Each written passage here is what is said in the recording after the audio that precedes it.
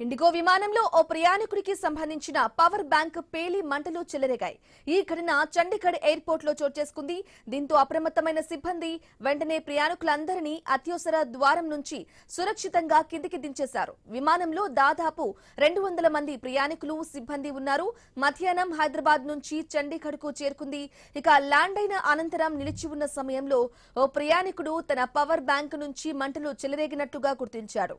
ఇక వెంటనే సిబ్బందికి సమాచారం ఇవ్వటంతో వారు హుటాహుటిన అత్యవసర ద్వారం నుంచి ప్రయాణికులకు ఖాళీ చేయించారు. అగ్నిమాపక పరికరాలతో మంటలను ఆర్పేశారు. ఈ ఘటనతో విమానం క్యాబిన్ లో పొగ అలుముకుంది.